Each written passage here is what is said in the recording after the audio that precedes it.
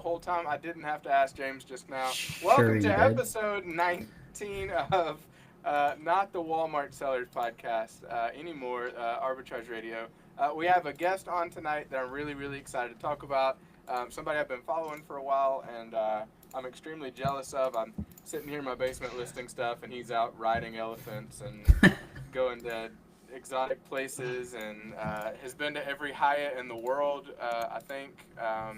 Anyways, without further ado, Matt Canton, how the heck are you, man?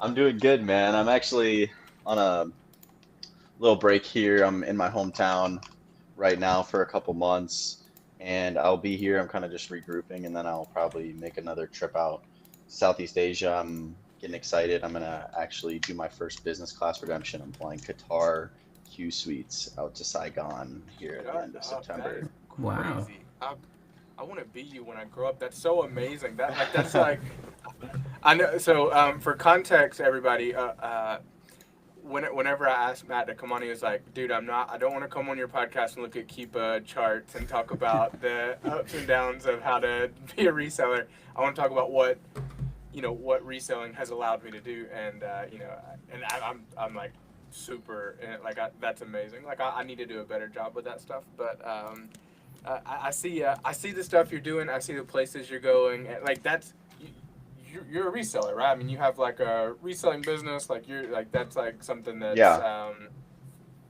and then you use the credit card points and the wizardry of American Express and Hyatt and all these places to like.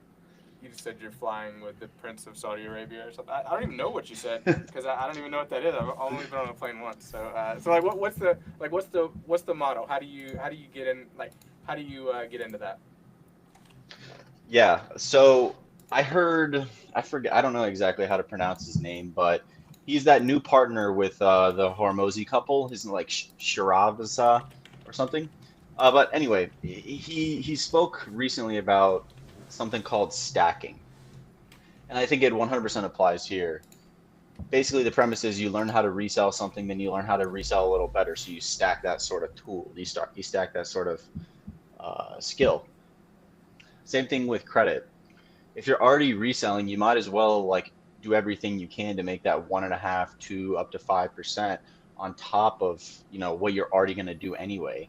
Well, if you really want to travel, then you might as well, take it to double the value you get in terms of the travel. So for me, it was really just about that. Like I didn't know that at the time until I saw like the video or clip or whatever, but I think it 100% applies in this case. Like that's the reason why I do it, and because it's fun to me. The thing that is most important to me when it comes to just living life, traveling, having fun is not sacrificing my freedom. So like everything that I've done from the time that I dropped out of college at like 18 or 19 or 20 was is like has created the life that I wanted without sacrificing the most important things to me. So that's freedom. So yeah, to answer your question, like what really has motivated me to like pursue like travel hacking or whatever is because more or less I've just become somewhat professional reseller, I guess, and it's just like stacking the skills that I have, and it's just like really fun for me, and I have high spend anyway, so I can do the cool stuff that most people only just aspire to do. That's amazing. So it's like why not? I'm already spending whatever XYZ amount on shoes from blah blah blah. Why not do the Rakuten, do the credit card points, figure out how to connect the dots so you can ride elephants into the sunset and whatnot. Yeah, and honestly, what I tell people mostly is when you get started, like just play the chase game and you literally just use your points for Hyatts. Like whether or not it's like a nice place or not, use your points. You're probably not going to have status, so you will pay things like resort fees, Hmm. parking. Sometimes there's an extra, like maybe breakfast or whatnot. But I talked about it a little bit, but I really don't think people even know you can buy what's called a guest of honor award, and then especially when you're staying at like really anything except for like a Hyatt place or a Hyatt house, you can apply it to your reservation. You'll get treated like a globalist for that stay up to 7 nights, and that can be worth a lot of money. So say I stayed at the Hyatt Regency, I don't know, somewhere around San Juan, Puerto Rico or something.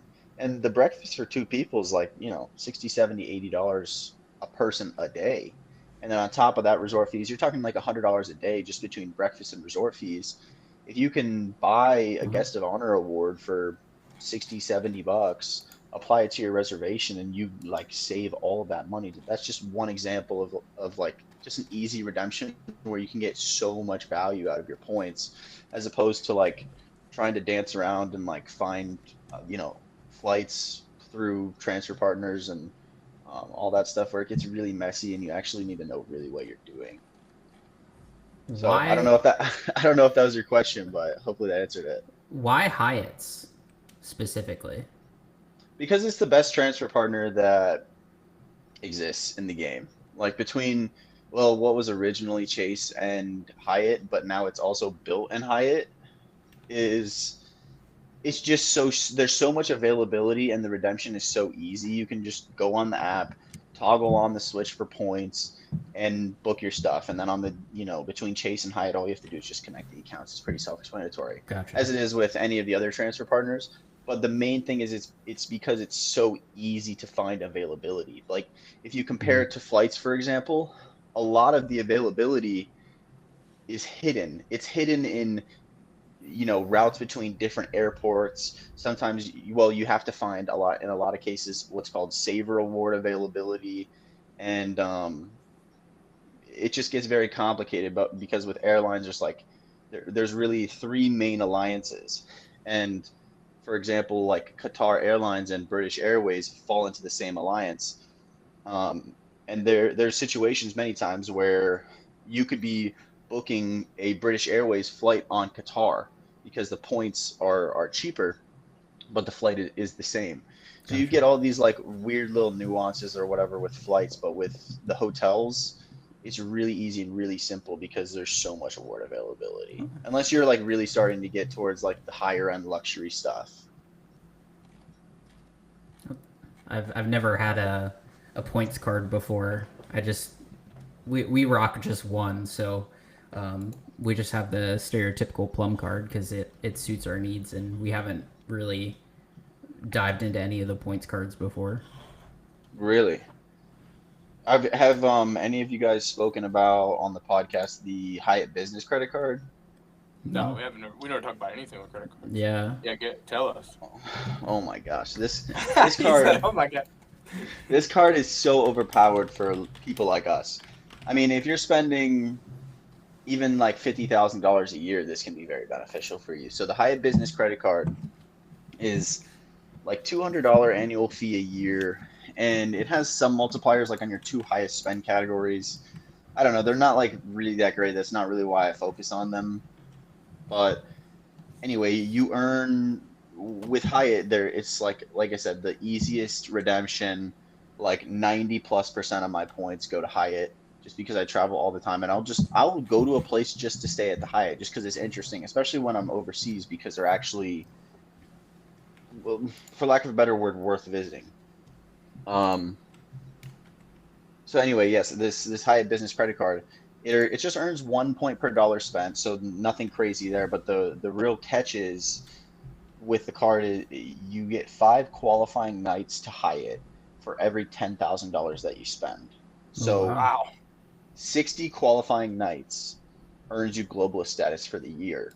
And that's the minimum amount of qualifying nights that you need to earn globalist status for the year. It resets at the end of February of each year. So like it just reset a couple months ago. And so I've already earned it, and then I'll have it through February 2027, I believe.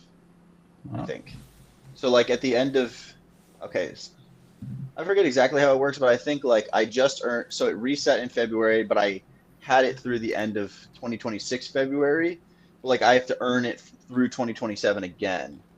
You know what I mean? So like from this point right now, I have like 18, 20 months until I would lose the status. So you're like earning ahead of time basically for like the next year. yeah. And so Okay. I didn't do a very good job of explaining it, but basically qualifying nights there's two ways to earn qualifying nights. By staying at a Hyatt property, just one night you stay is one qualifying night, or spending your way there. And then Hmm. also I think the personal card does give you like 5 qualifying nights if you hold the card, or maybe something like that. I could be wrong, but basically the strategy is, especially for resellers and people with high spend and whatever else, is stay at Hyatt's, like enjoy your points, don't hoard them, and then whatever you need, just spend your way to status, and you're gonna earn status, like enjoy your points even more, and enjoy the fruits of your labor. And then, like in my case, what I've done is you earn awards on your way to status. Hmm. So unofficially, you'll earn things. I'll say, like unofficially, off the record, you do as you please, you do as you choose, but you can gift someone like awards. So, for example, like if you go on eBay, you can search like Hyatt Guest of Honor like award, and you can buy it, and someone can Huh. gift it to you in exchange for a gift of, selling it on eBay, aka it's looked down upon. Sure. And I've heard people say like there definitely is risk to it, and I'm sure there's some validity behind that. So, you know, do at your own risk. Sure. But you just by, for example, like you can earn, I think on your way to status, maybe 6 Sweet Upgrade Awards. Those are worth upwards of $100 a pop. Oh wow. So after you're clearing, whatever selling fees and stuff, like you're looking at least $70, $80 each one. So that more than pays for your annual fee. And then you can even spend your way higher, and all the way up to, with the status, with 150 nights, which honestly I haven't seen anyone do, but you can earn some pretty crazy stuff. Once you get up over 100, you can earn what's called Miraval free nights. And I believe there's only 3 or 4 properties in the whole world. One is in Massachusetts, one's in Austin, one's in Scottsdale, and I think they're making one in Saudi Arabia. Okay. But basically, these Interesting. are like 60,000 point, like chase point a night properties. These are Uh-huh. like significantly more expensive than like the most expensive all inclusive that Hyatt has. And Interesting. yeah, so if you make it your way to 150 qualifying nights through spend or stay, I think at 150 you earn like a free night award at a Miraval, but then like from 100 to like 140, you earn, I don't know the exact language for it, but it's like a stackable night. So you need like that free night certificate from from earning that the 150 qualifying nights, but then you can stack the ones that you earned at like 100, 110, 120, 130, 140 on top of that, if that makes sense. So you like theoretically could have like 5 free nights at a Miraval resort, which is going to be, I mean, like Crazy. 65,000 points a night at with a hotel chain that's has extremely strong points. So the fact that you're paying that much or potentially getting like value for that much is like crazy. I haven't really heard anyone talk about it. In the back of my head, I'm kind of like thinking about, do I go for it? Do I not go for it? Sure. I probably should run like some chat GPT math and like compare like the 1 cent per point over to if I just ran all my spend through my unlimited at 1.5 cents per point, and like look at what the difference would be and like what kind of Yeah. value I'm getting and all that. But I think that's unnecessary. I think I probably won't go for it, and it's better for me to just go after some other sign up bonuses with cards and stuff, because I've been getting pretty heavy into that. There's just one Facebook group called 10x Travel, and they have probably at least 100,000 um, members. And let me tell you, like I have learned a lot about credit cards, and this, let's call it skill stacking that I was talking about earlier. Hmm. This is like one thing where it just by simply learning it is like taken me from like just a guy who just arbitrages random stuff on the internet to um a guy who arbitrages random stuff on the internet to do cool shit that like no one in my hometown has been able to do. Yeah. And then also they're sitting there wondering like, how the heck did he just do that? Right. Hmm. Yeah. Um, so like to me, that's the cool stuff. And just through like watching YouTube videos, and honestly, recently just by reading through people's posts on this Facebook group, you learn so much. Because I'll just search the Facebook group. Like a card I'm interested in right now is the Capital One Venture and the Capital One Venture X, and I'm just like seeing like the Capital One Venture X and the Capital One Venture X business. So that I could be wrong, but I think like the Capital One Venture X business is the sign up bonus is 150,000 when you spend 30 grand in 3 months, and then when you spend a total of 200 grand in 6 months, it's an additional 200,000. Plus, you're Sheesh. earning 2x on every dollar that you spend, Oh if that wow. makes sense. So you need Yeah. to spend a That's total exciting of to me. yeah, so you need to spend a total of $200,000, and you're going to earn 400,000 Capital One miles just from the spend. And then, assuming you actually do it, you're going to earn a total of 350,000 extra. So you're looking at 750,000 Capital One miles for 200,000 spent. Now, if you like do the math on like the return on spend, it's really not that great, but there is some weight in carrying. I guess for lack of a better word, a lot of people don't want to get super into the weeds with credit cards and have like so many of them. Mm-hmm. So sometimes it's like, okay, well, I take this American Express like Business Gold, and for 375, even if I like cancel after 1 year or whatever. But like in the back of my head, I know I'm going to cancel the probably Amex Gold subscription or a Platinum subscription. But like with the Venture X or for the Venture X for Business, for anybody that doesn't know, like that's a $395 annual fee currently. And people say it's a keeper card because the credits are so good off of it because it's $300 towards Capital One travel every year. So Mm-hmm. there's that, and then there's 10,000 miles that they award you every year. So that right there is $400 or somewhere close of value, and that's not even including the Capital One lounges it gets you into and the Priority Pass. And I Sure. believe it might have pre-check and global entry. Oh Not wow. exactly sure. I have to double check on that. So many perks out of like just so many different credit cards. It can be Hmm. challenging to understand them all. That's for sure. Right, but like for me, it doesn't feel like work. Like my mom was asking me the other day, she's like, "How do you know that off the top of your head?" I just Right. said to her, "It's because what you like. My sister is a mobile dog groomer, and she's like a bunch of poodle, not a bunch, like two poodles, and she like obsesses over like the architecture of the dog's body and all that stuff." I said, "What Maddie and you obsess about, my sister, is like the dog and the grooming of the dog. What I obsess about is this." It's just because it's like fun to me. Sure. Like I would Yeah. do this. The I game. wouldn't. I don't want to say I would do it for free. Because I guess I kind of am doing it for free, but like I get the benefits on the back end.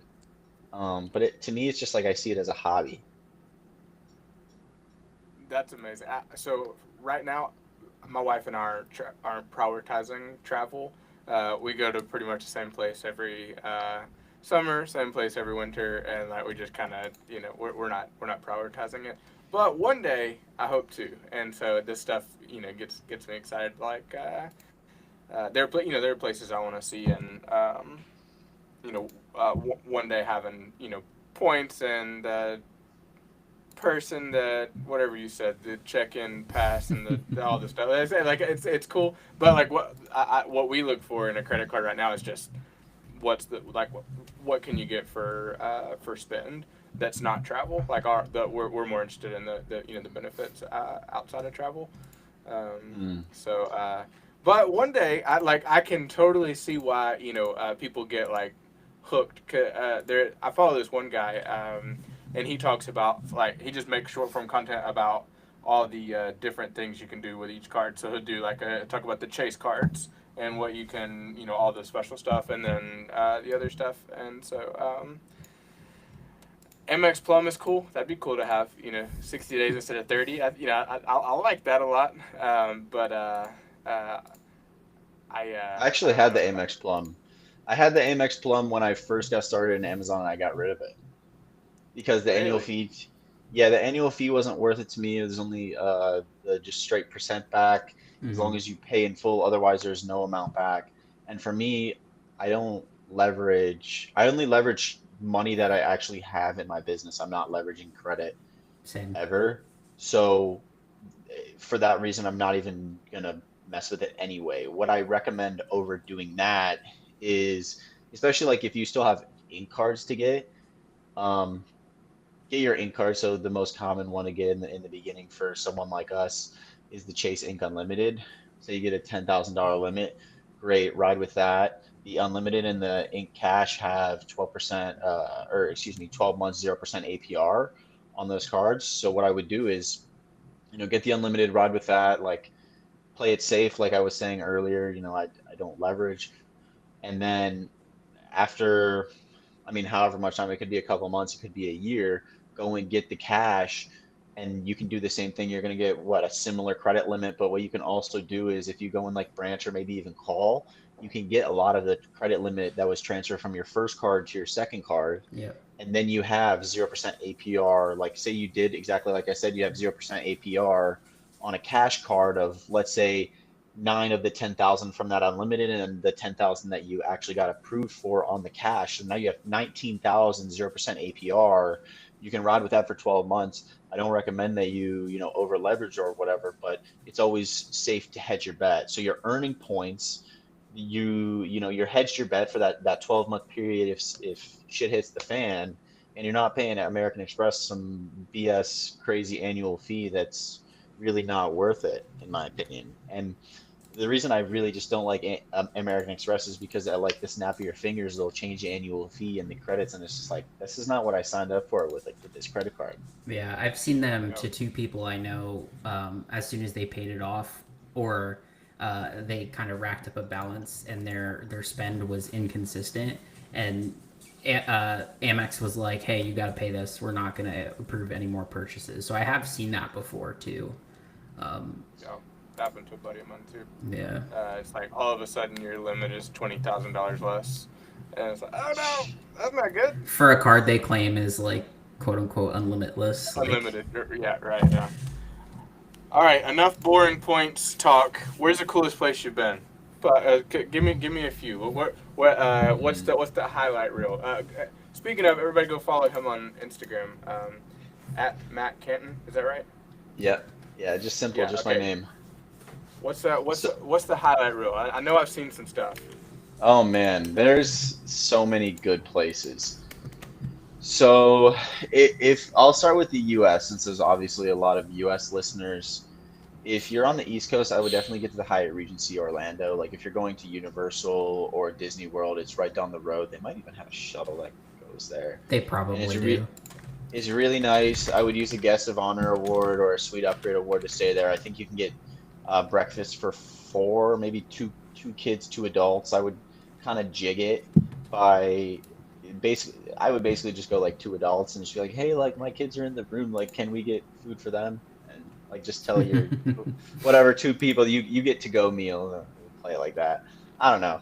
I always just try to think outside the box to like get the actual meals. But yeah, that one is really nice. There was one I recently stayed at. Oh, I remember what it was. It was in Nashville. It was called the Holston House Nashville. And if you looked at like you calculated the cents per point, it wasn't really good for points, but I booked it anyway, and I got upgraded to the presidential Ooh. suite, which is, to my understanding, it was like the nicest room in the hotel. They gave me like drink coupons. The card was literally like a, what do you call those, like discs? Wow, this is gonna make me sound really young. Like from the 80s or the 90s, a record, and it was in like the shape Oh, of a okay. record. Okay. And yeah, it was Nashville, just like yeah. super nice in Nashville, in out west in Albuquerque, New Mexico. There's a Hyatt Regency like Tamara or something, and it's on this beautiful property out in Albuquerque, like overlooking the mountain. Oh my gosh, it's so beautiful.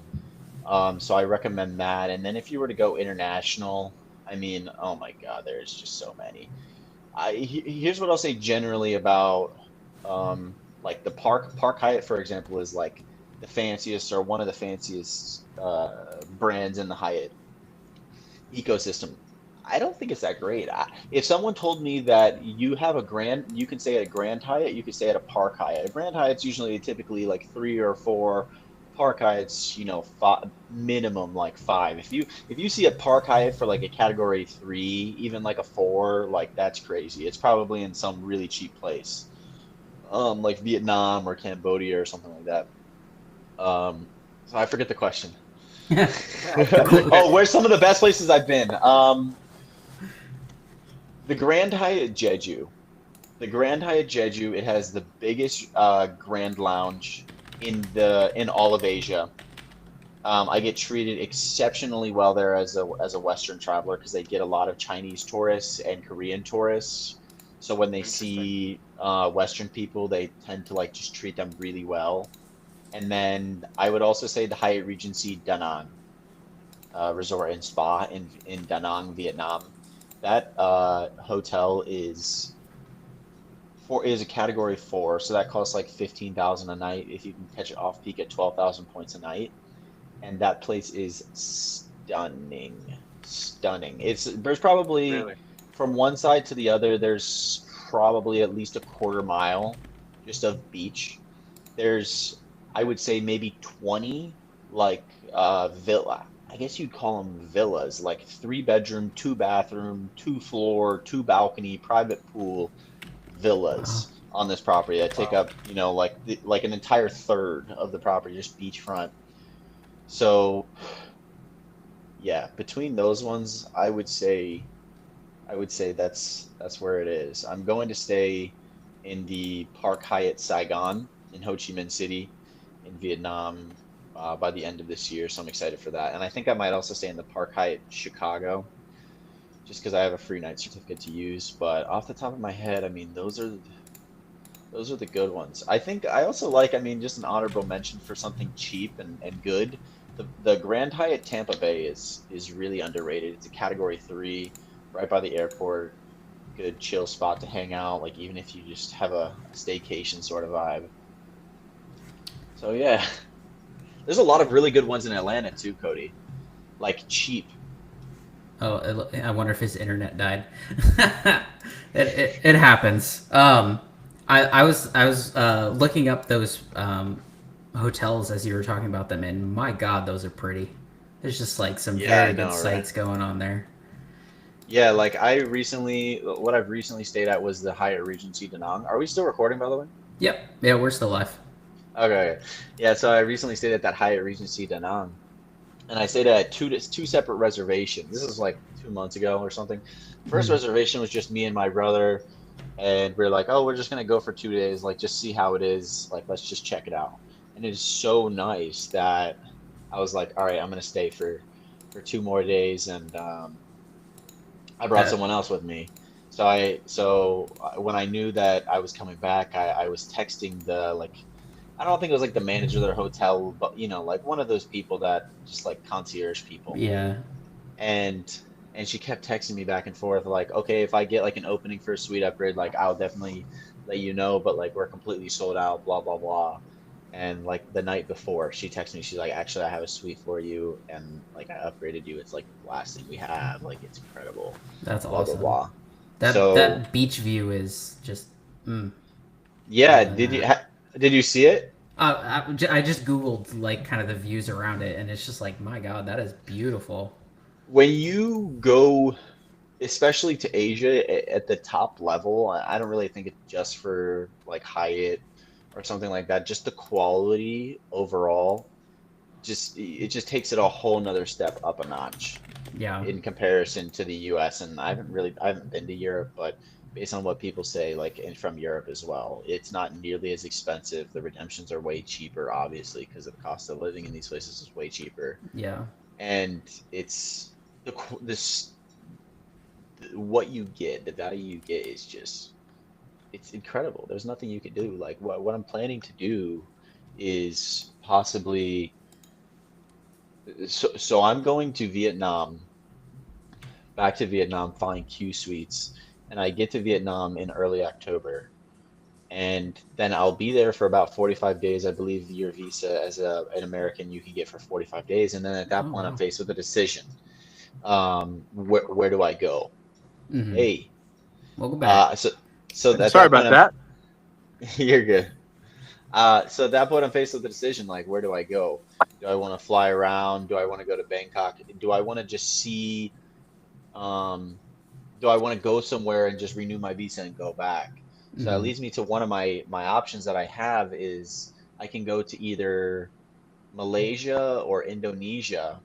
And I mean, I could go to Bali, but the cheapest thing they have is Category 2, and I'm not super excited about going to Bali. Personally, I want to be more immersed in the culture than just around a bunch of expats that are just doing Western things anyway and Mm-hmm. eating cheeseburgers. So, so I'm not really super excited about going to Bali, but there's like between Malaysia and Indonesia, there's a handful of places like the Hyatt Regency Yogyakarta or something. It's a Category 1, so I can go there, get really good quality stay, all that stuff, be in like a good place, and I can stay there for a freaking month. Like literally a month at average rate is going to cost me 150,000 points if I did my numbers right. Or wait, yeah, yeah. No, Wow. 90,000 or no, 50 times 3. Yeah, 150,000. 150. So that's like kind of what I'm thinking about what I should do, but yeah, there's a lot of really good sweet spots out there, and it's my job to go find it. And I'm trying to check off the brands It's and stay at the amazing. cool stuff, and yeah, all that. That's That's so sweet. cool. There's like no other job you can. I feel like you can have that much just freedom to do whatever you want and travel for basically nothing. Like that's freaking awesome. Yeah, yeah, it's freaking awesome, And and there's a the lot of opportunity. Sorry, go ahead. oh, no, I'm sorry, I think I'm lagging. The way you do it is you're building a reselling business.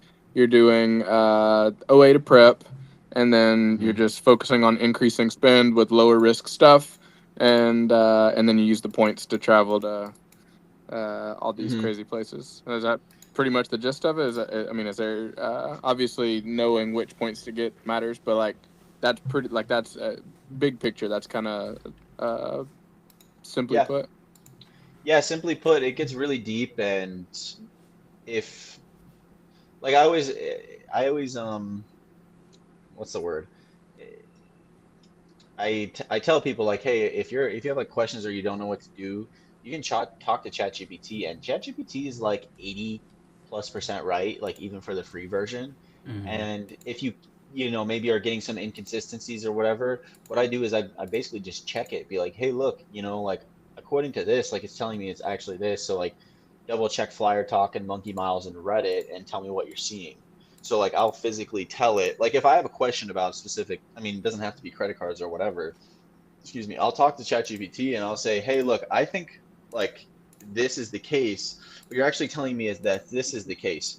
So can you reference this? Like I'll give them a screenshot of whatever it is. Like according to the evidence that I gave you, are you sure that that's the case? And then, it will give me the best sort of information that it possibly can, just in relation to credit cards and whatever, but I'll use it for just about anything nowadays. And I need to use it for more. Yeah, It's I so feel the same way. powerful these days. Yeah, Like it's just crazy.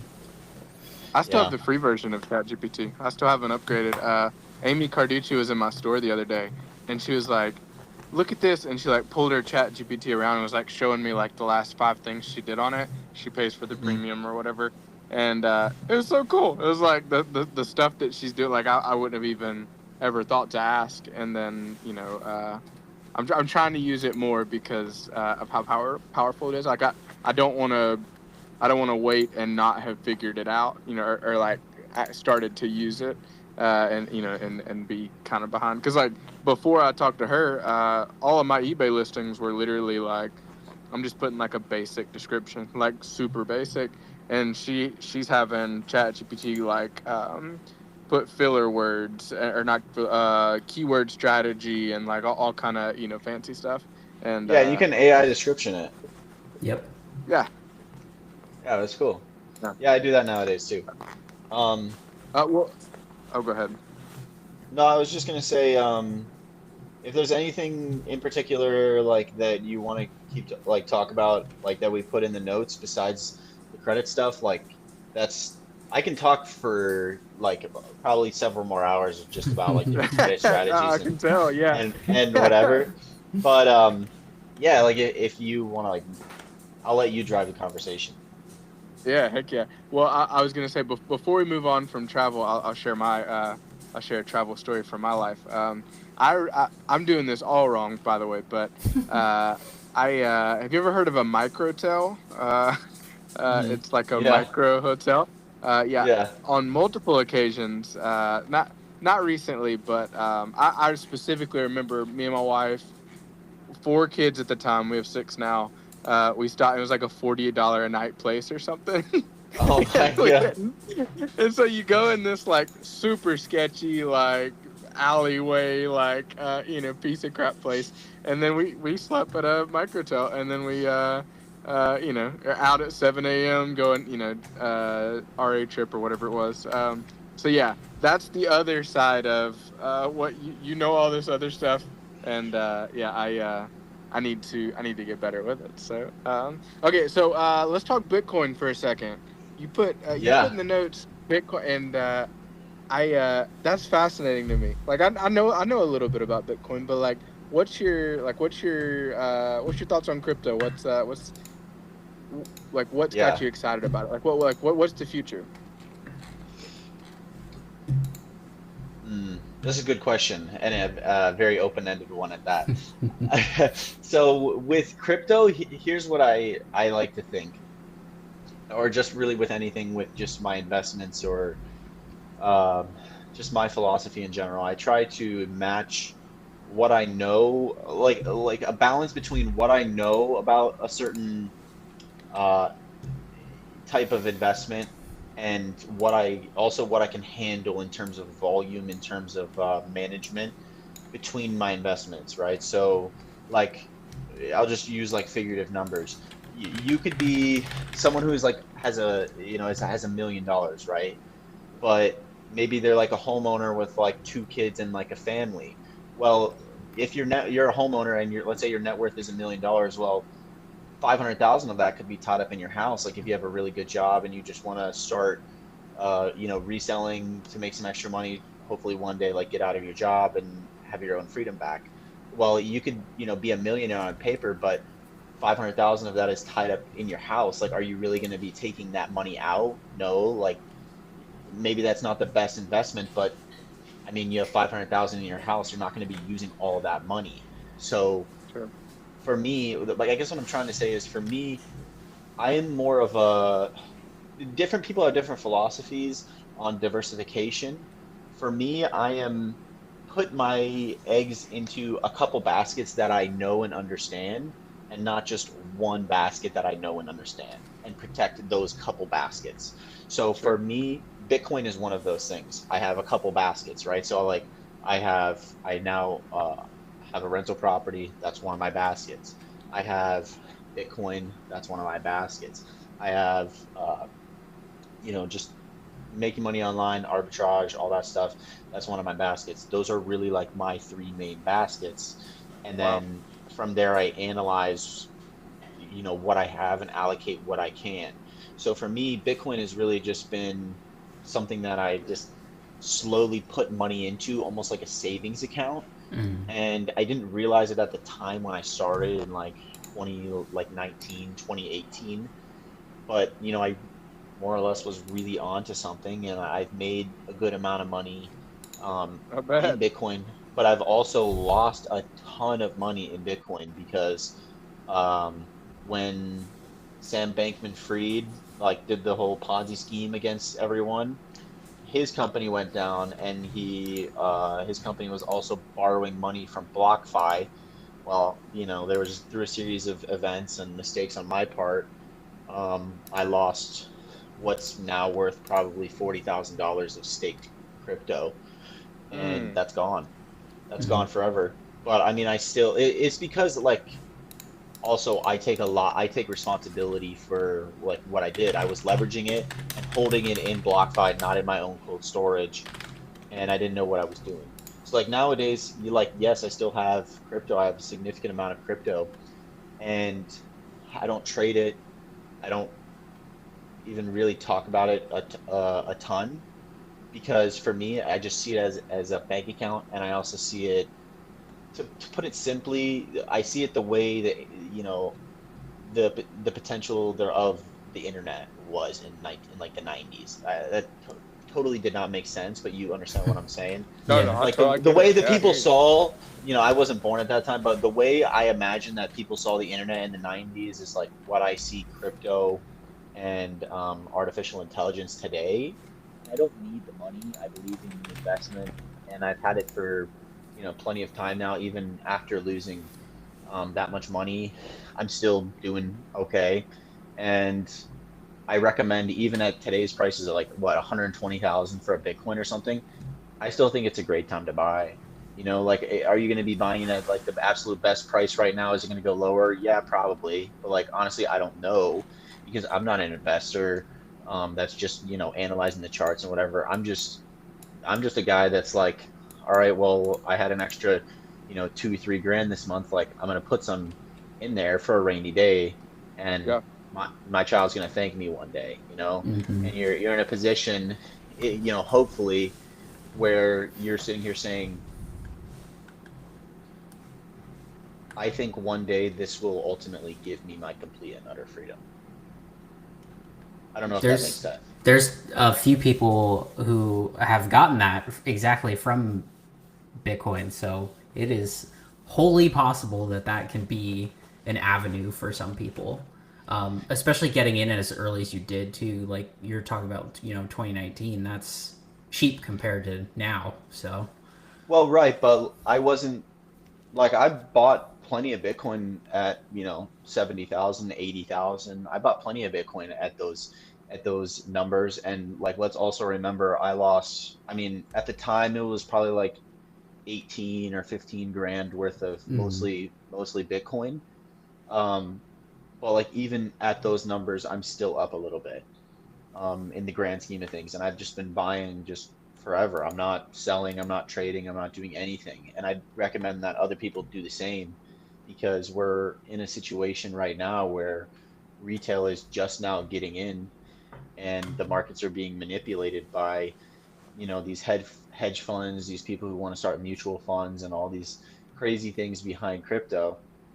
And it's like, people are so caught up in what's happening in the day to day, and can't just like zoom out and just look and see where the world is headed.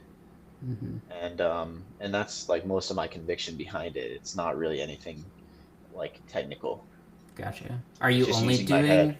Are you only doing Bitcoin, or do you do some of the other subsidiary ones? No, I mean, I have like maybe $100 worth of Ethereum or whatever, but it was like from a while back, and it's just sitting in a Coinbase account. So like, no, not really though. Gotcha.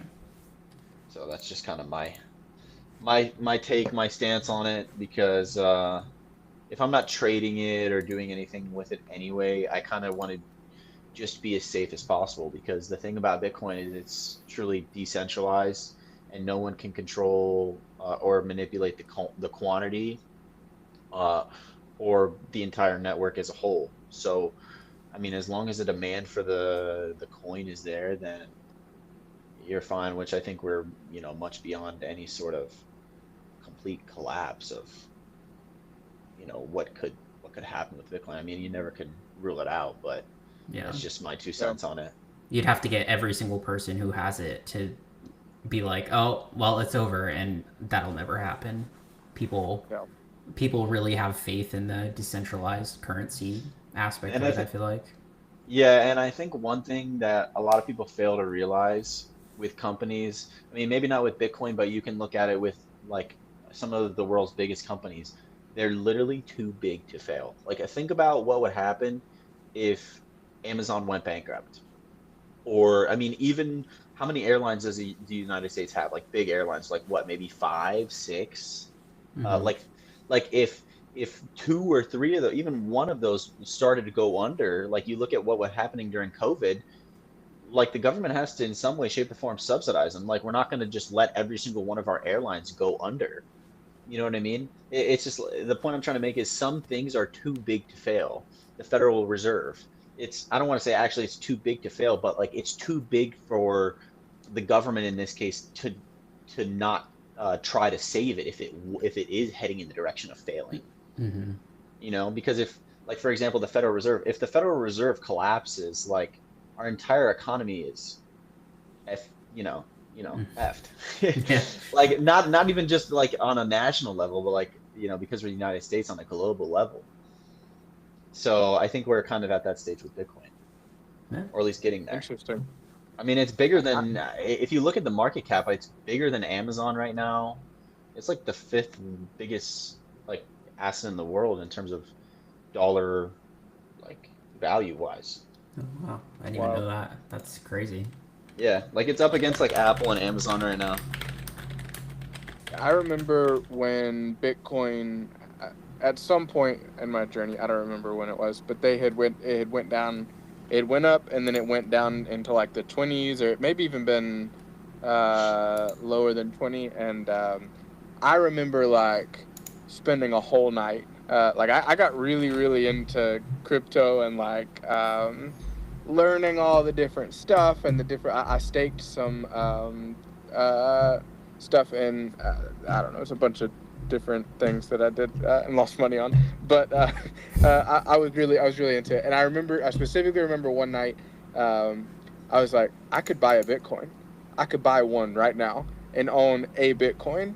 And I was like, maybe it'll go to 50 grand one day, like maybe it'll be, and I don't have any conviction either way right now, but I was like, it could be, I could buy one Bitcoin and own one.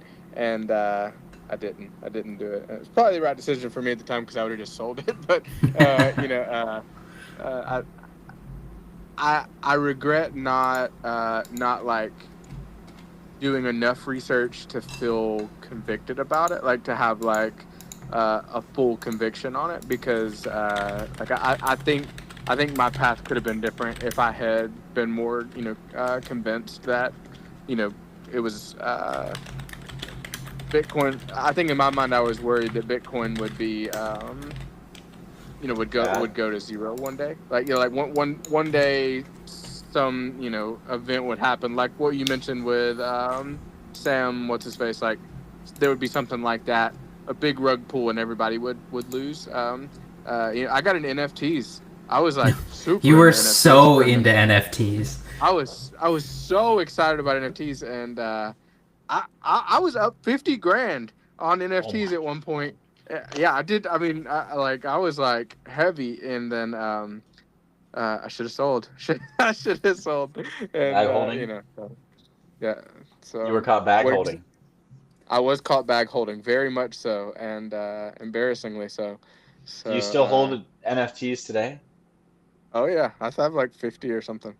They're Oh my worthless. I God. mean, that like a couple of them are worth like $100 or something. But yeah, I still came out about break even, like kind of like the story you told. Like I still came out about break even. I may have even made a little bit of money. But like I said, I was up like a lot at one point, and if I had sold and just like went home, it would have been great. But I stayed at the casino, and Hmm. I Yeah. got The crapped rest on, is and history. so Yeah. yep, yep, that's how it goes. So Dang. speaking of conviction, in your notes you wrote that um, clarity equals conviction. What what does that mean? What do you mean by that? Oh, that's a good question. I actually heard that, like, maybe on a podcast or something. A lot of this is just from my daily life that I wrote in the Yeah, notes. Um, just about, whatever we can talk about, like, for the listeners and stuff. So clarity, yeah, clarity equals conviction. I heard that probably from, I don't even know, like, Hormozy or one of the books I was listening yeah, to. But I mean, yeah, I mean, I think it's self-explanatory. If, like, take it when you're looking at a keep a graph for, a lot of our Amazon sellers on here. If the better the graph, the more clarity you have, that you're going to be able to sell this at what you think or higher. So you're going to be much more confident. So it's kind of like the same thing applies, um, in this case, to like your life, for example. If you have clarity about what you want in your life, you're like journaling, writing exactly what you want, when you're going to get it, like like what it's going to look like, the color of if you like, if it's a house you want, right? I, like, for me, my dream is there's several dreams that I have, but one of them is I want to buy a lake house a couple hours from my hometown, and I want it to be a 4 bedroom house, probably like modern white with big, beautiful I don't know what you call it, like giant kind of front windows, and have like a dock with like 4 jet skis and like a ski natique and a pontoon boat, and like all the things, like that's what I Sure. want. I don't need like anything huge or whatever. So in this example, the clarity that I have behind like the dream that I have of buying a lake house and then being able to share that with my family and be in a geographical location to where they feel like it's always worth it for them to come out and visit Matt at his lake house and let's go ride jet skis and go skiing. Like I know exactly what I want. So therefore it's going to lead to the conviction that I have of, hey, I can do, basically just reverse engineer it. Do this, this, and this, and eventually like I'll get there. Because for me, I don't want to say like I'm super hyper focused on what I want in my life, but like I know what I want. So like right now, I know it, buying a property for like me to live in for like me my house doesn't make any sense because all I want to do, I know for the next like 1 to 3 years is like travel. I want to live overseas. I want to pay, a couple $100 a month to live in a nice spot, probably like where I'm going in a couple months is Da Nang, and I'm gonna rent something for a couple months. I'm gonna hang out there. I'm gonna stack money, probably buy some Bitcoin and do my thing. And then from there, eventually, I'm gonna be looking for this house. So like I know my point is I know what I want. And because I know what I want, because I've written about it, I've spoken about it, I've visualized it, the really you just have to wait for time to catch up to itself, especially if you're just taking the steps to get there. Yeah. So Yeah, I'm yeah, there with that's you in that's my pretty much head. what I'm, that I'm means. yeah, I'm picturing. I can see the lake house. I can smell like the water. Like that's really cool to say it like that. I don't think I have anything like that.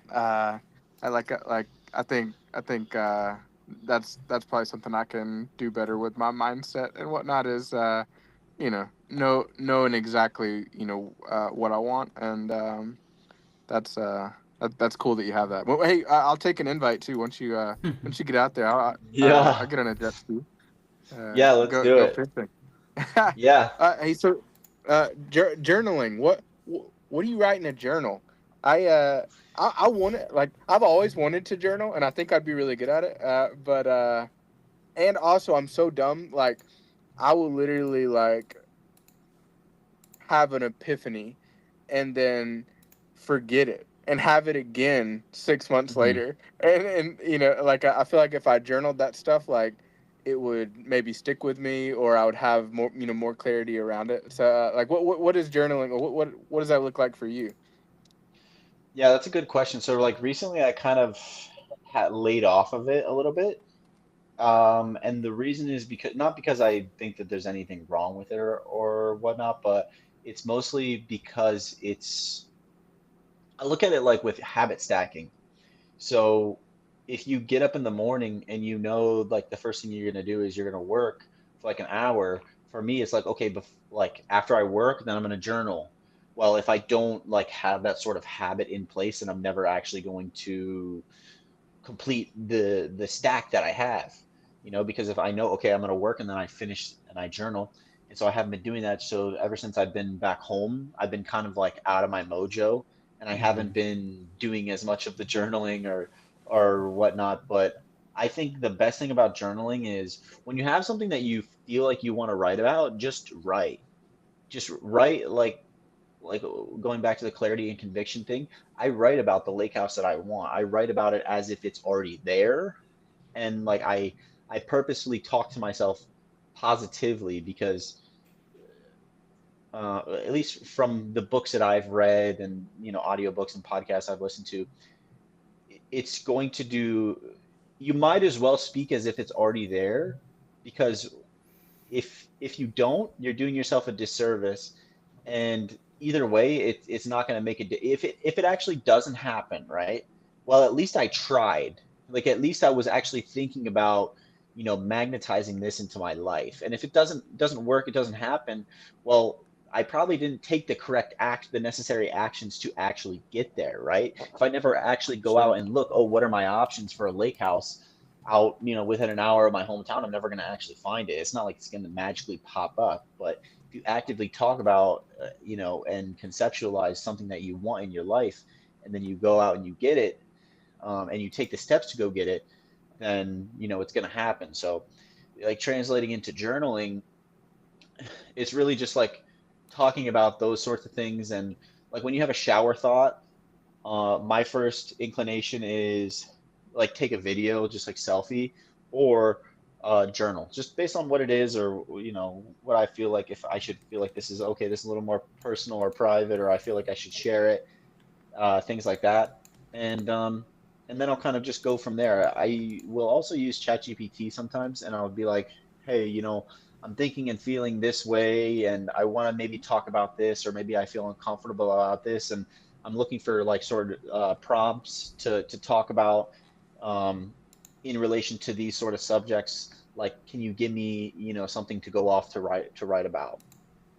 And so Interesting. do things like this, and things like that all the time. And I think you can learn a lot by using ChatGPT for this example, just walking around all day, using it to help you improve your life.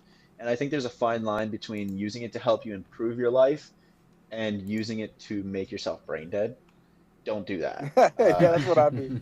Don't do that to use yourself to make it brain dead. Use it to make your life much simpler.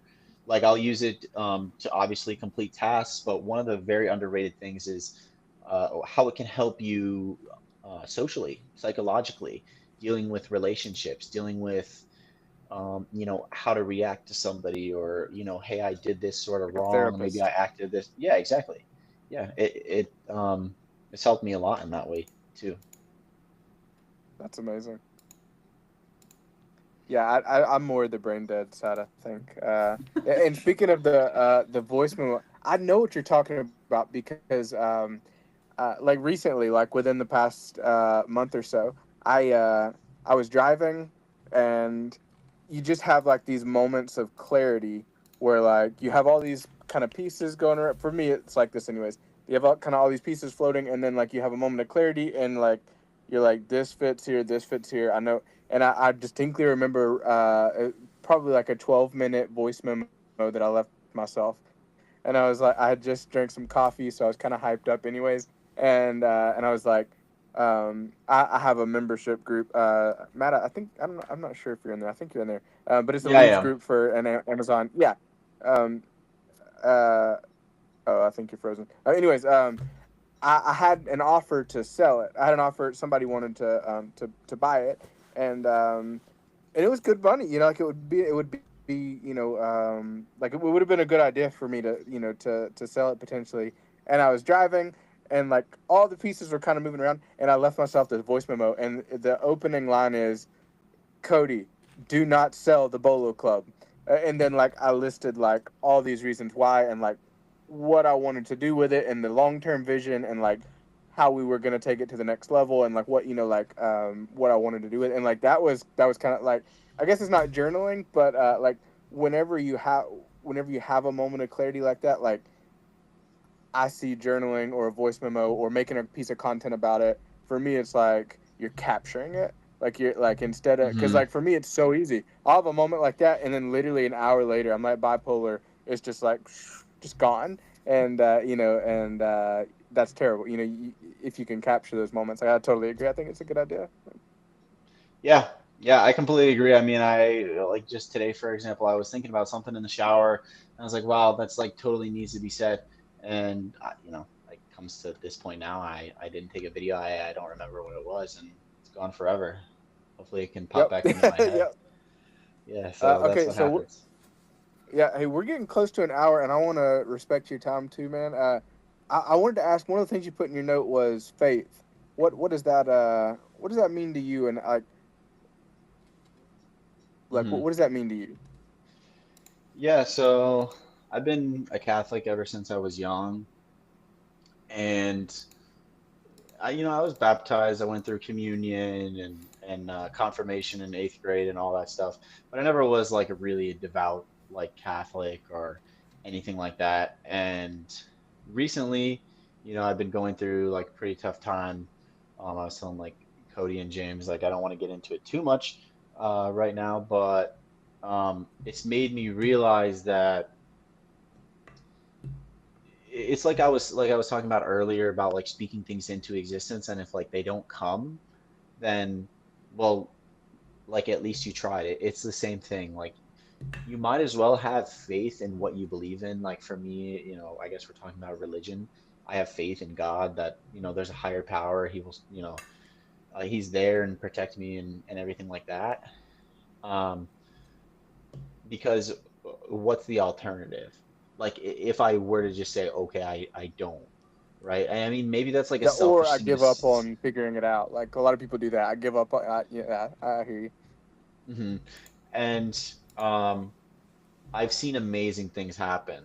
Like for example, I'm the middle child, and my mom has told this famous story, at least in my family, for ever since like I can remember. So my brother, he is 14 months older than me, and so my mom was obviously pregnant with him first, and he was born. And long story short, he had a lot of seizures as a baby, like a lot. Like I'm talking hundreds, maybe thousands of seizures. They didn't know what was wrong with him. He was in and out of the hospital. When he was a newborn, he was released um, with a blood sugar level of 40, which is below the legal limit to even release a newborn baby Wow. from the hospital.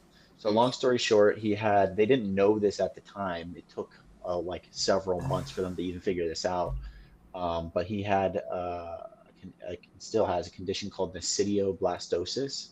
It's basically a reverse diabetic where he's producing too much insulin. His pancreas is producing too much insulin to stabilize his blood sugar, and so it was sending his blood sugar super super low to the point where it's making him have seizures and then potentially die.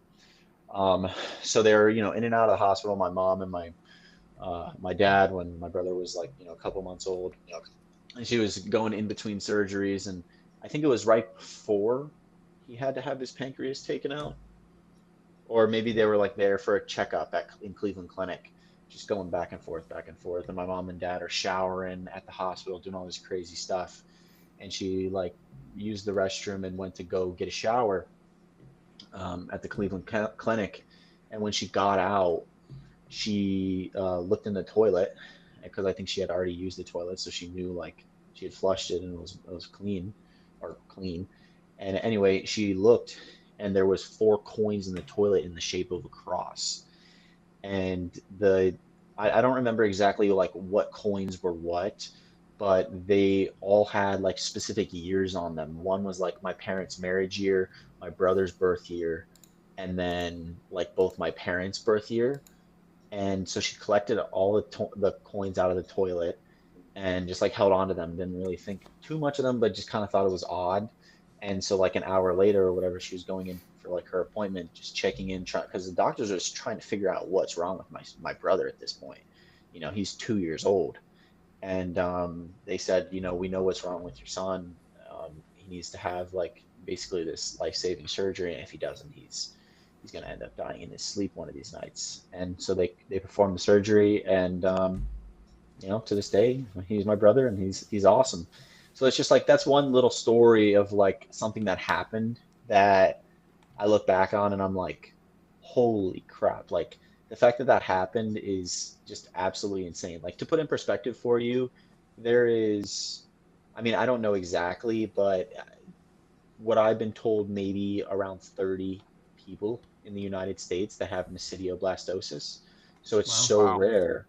It's so rare because typically what happens is, newborn babies have seizures as a young, like, as newborns, couple months old, and the seizures kill them in their sleep.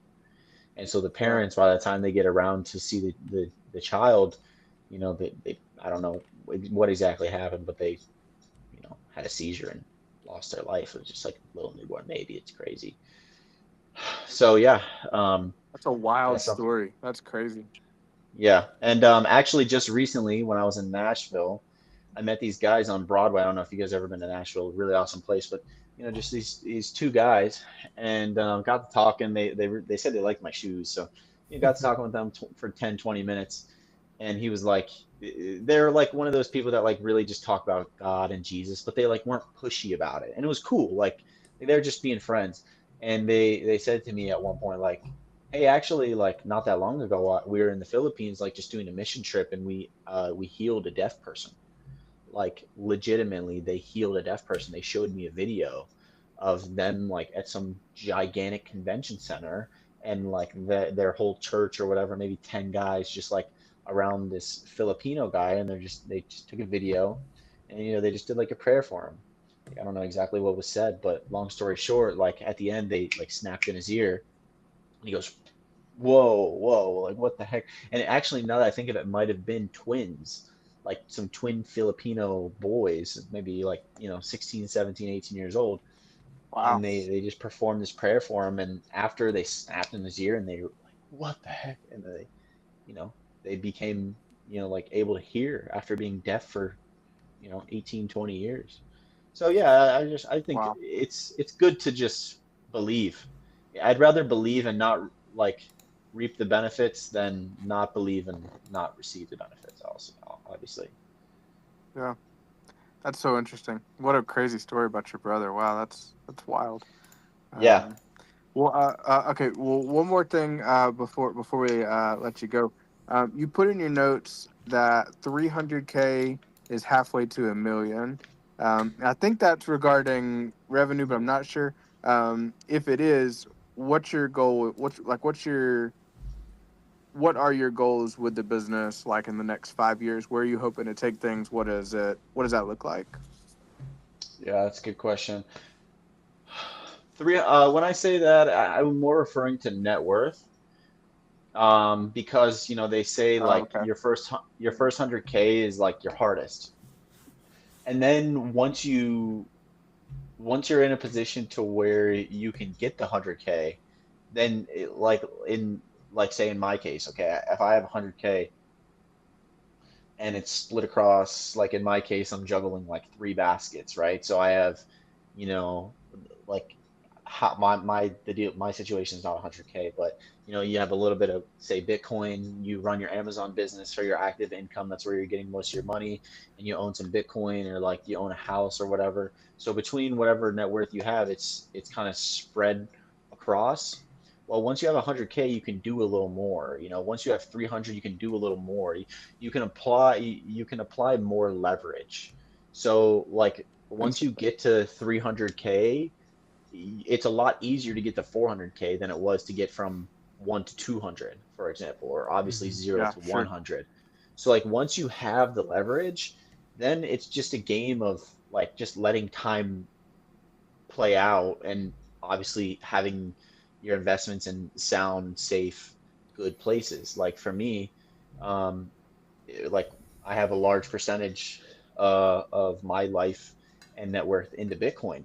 So like as obviously Bitcoin grows, like as I live my life, like I don't need it in the next year, 2 years, 3 years, but like in 5 years, like when I have treated it like basically like a savings bank account for 5 years and I need it, like I'm gonna go after it. And because I've at one point, sunk a lot of money into it and like kind of applied that leverage and let time do its thing, it's kind of compounded. So it's really just, getting at the fact of like at the beginning, it's the hardest. And that's kind of what I'm seeing right now. Like once you're at 500K, I think like from 0 to 500K is probably going to take you at least 5 times longer than 500K to a million, Hmm. if I were to guess. I would agree. I think you're right. Yeah, 100%. Yeah. So that's why I said that, and that's obviously why it's not like 0 to 500K and 500K to a million. Actually, I just like these are just a lot of these things are just things that like I hear in an audiobook or I see in Yeah. a reel, or something like that, and I pick up every day, and I'm just like, oh, I should write that down, or like, oh, I know I'm going in this podcast, like maybe we could talk about that. It could be interesting. Yeah. Like I should write that down. So that's what a lot of this stuff like was that we're talking about, and yeah, that's my take on that. I would love to hear more short form content from you. Like if you like obviously, it's a grind, but like if you just put like some of this stuff and maybe you're doing it somewhere, I don't know, but like this could really help people. Like some of these things, especially with the credit card points, and then like even if it's even if you hear 300K into is halfway to a million, and you get on and you say, hey, Leela Hormozy said this, and here's what I have to, here's what I thought about it. I think you could do. I think you could make whether you monetize it or not, but you could make some sort of difference. I think with making more content, and I think it itched the same scratch that journaling does, because you put it out there, and then like some guys like, wow, that really helped me. That's a good it's a good feeling for me at least. Yeah, I know I'm very inconsistent, and like I get like motivated to do it, and then I'm like not motivated Yeah, to do yeah, it, and then like it's it's a just like grind. this. Yeah, it's just kind of like this kind of never-ending cycle. And right now, because I'm not monetized from it, I'm also not incentivized or motivated to do it. Right. So that's kind Yep. that's kind of my thing, But like if I know like okay, a bunch of people are gonna like use my referrals and whatever, like and that starts happening, then I probably will. And there's also a part of me that doesn't really like to put myself out there too much. Um, Sure. but then there's also the part of me that's like, oh, I don't care, like whatever. And so it's just like finding that sort of middle ground of like, okay, well, I should put out quality stuff rather than just like raw, unedited. But then on the flip side, it's like, okay, well, if I don't put this out raw, unedited, like I don't want to do it. Like I'm just too lazy because for me, it's not about like making the money. Like it's to me, it's more about like the principle. Okay, what am I doing? What am I offering? Like why am I even posting, and like what am I trying to get out of this, like I've had Mhm. opportunities like with different people where they're like, hey man, there's like so much opportunity like in the course space and selling information and stuff on Amazon, and it's like I I'm more than confident that I have the skills to be able to teach somebody, but it's like, do I want to monetize that? Is that really even what I'm focusing on? So I guess that leads into the next part of your question that I should answer, like, what do I see in like happening in the next like 5 years, 5 years? I think the marketplace will continue to evolve. I mean, obviously we've seen like Nike gatings a lot. Like if you're an arbitrage seller and you have like something to exploit, like you should absolutely do it and like go hard with it. The difference between like an average arbitrage seller and a great one is the great ones know when to go hard in the paint. Um, and and the good ones or Totally the agree. okay ones will just simply they'll make wrong calls. Like I'm Mhm. trying to explain to one of my friends right now that's going from like an FBM RA model to like an OA to prep model, like you should not be betting the horse or even 5% of the horse on a farm. Like you should be betting like 0.5%, like a percent of the horse on the farm, if that makes sense. Like 1% of the available amount you have to spend, cross that, all across whatever opportunities you have, and like you test stuff and this is great, like go back to it. Or maybe you can't restock it at that price, well, like archive it so next time the sale comes around, like and you're ready, and like then you can go balls deep. Oh yeah, so yeah, I guess to answer your question is be keen and understanding to know when those sort of opportunities come. But for me, I see Amazon as like a tier. This is kind of like something I made up, like a tier like 1 to sort of 4 level opportunity. So I guess if you like look at it in like Alex Hormozy terms, you're looking at it like opportunity and operator out of 10. So like arbitrage, in my opinion, on Amazon is something like a 4 or 5 opportunity right now, somewhere in the middle, maybe a little better. Um, and even if you're a level 10 operator, like what's the best version that you can receive? Maybe version is not the right word. Like what's the best case scenario out of that? And I think at a certain point you have to grow out of it. So like for me, I guess my goal, my 5 to 10 year goal is basically become financially free and grow the assets and watch the eggs in the basket that I have. And kind of one of those things too is I know in my head I need to get 5 properties. So if I have 5 houses or 5 properties, really no matter which way you chop it up or you rent it out, like I know that can like pretty much support me for the rest of my life, between Hmm. 5. So if I can, get Interesting. 4 and then use the 4 to like, basically help me live in one or something like that, then that's kind of something I'm looking at right now. But I'm also like on the flip side thinking, okay, well, I mean, for the next year, 2, 3 years, I'm probably going to be mostly in cheap places anyway. So I'm going to stack my paper, put it in some investments that are favorable for my freedom and passive sort of investments and kind of go from there. So I think it looks something like that, but I don't know exactly. Yeah, sure. That's interesting. So hedging, doing the e-commerce stuff, arbitrage, but then the thing that takes you to the next level is buying real estate and doing more. Geez, we didn't even talk about that, but next time. By then you'll have another door. But man, that's dude. It's been so nice talking with you. Any parting words? We've got uh, probably most of our listeners are like arbitrage people, but like. Hmm. They're all over. Like, any parting words you want to leave the audience with? Um, I would just like to emphasize the idea of stacking. Um, this Sharif Asa, or I couldn't tell you his name, but whoever I heard it from, he said this, and it's so simple, but it's so intelligent, and I think it's more important more than ever, especially with AI and automation and Sure. people's just needing skills to bring value to the marketplace. Stacking, just the idea of stacking your skills together to create something cooler, it is where I think there's a lot of value in today's marketplace and where a lot of value can be derived, especially if you're trying to offer a digital product or something, or even just coaching. Um, for example, like for me, like if someone comes to me and they're like, hey, like I want to pay for some coaching. Okay, great. Like I don't have anything to course or whatever to sell, but there is some value there because of in some ways I've been able to separate myself as a businessman because I understand credit very well, because I've been pretty well traveled. I understand what to do, what not to do, why you should stay at a certain place for a little longer, why you should move, like what's the reasons to go to a place, what's the reasons to look over.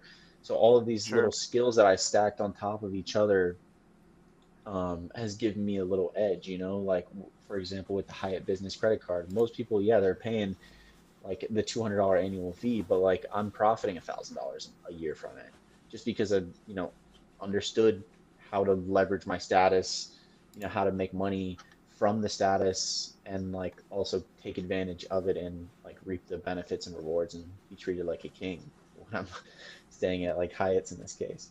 Hey, I've seen the food you're eating. You are being treated like a king. 100% you are, and I'm jealous. So, Yeah. well, man, thank you again, James. You got any questions or any last No, man. thoughts? Or That yeah, was that okay. was a lot of information Yeah. to digest. Please, let's set a time down the road. I'd love to do another one and talk about because we said we're having Matt on, and then he sends me this note, and he's like, "Hey, I've thought a lot about this. Here's all the things that that we can talk about." And it's like a lot. Like you should make more content. That's what I think. But I agree. anyways, no, shut up, James. You should make more content too. Don't tell me what to do. No, you're Well, definitely right. I just need to be a lot more consistent. When I feel like yeah, maybe there's not something so interesting, at least to me, I'll like lack to post it. So like kind of right now, ever since I got back about 5 weeks ago from Vietnam. Like to me, it's just like none of this is interesting, but I'm just like kind of going through this, whole process that I guess maybe I'll talk about at a later date. And it's sure. like, well, a lot of it I can't talk about, but then there's also parts of it where it's just like it's so boring, it's so redundant. I'm just going to a coffee shop, working, then going for a Yeah, run, then going to the gym, then working, then eating dinner, then doing it all again, and it's just like it's everything is so redundant, but it's just like adding up to something so great. So we'll I eventually love get that. there. Yeah. Well, can't wait to hear more of your story. Matt Canton on Instagram, go follow him. Also, go follow James on social media. This poor guy, Uh, he gets on here and does a podcast every week, and nobody follows him. And I think he's only got like 13 followers or yep, something on total. Instagram. Red Olive Industries. Yeah, hey, Matt, thanks, man. Goodbye, everybody. I know we're good. All right, goodbye, everybody. Have a good night. Yep. Thanks. Appreciate you, man.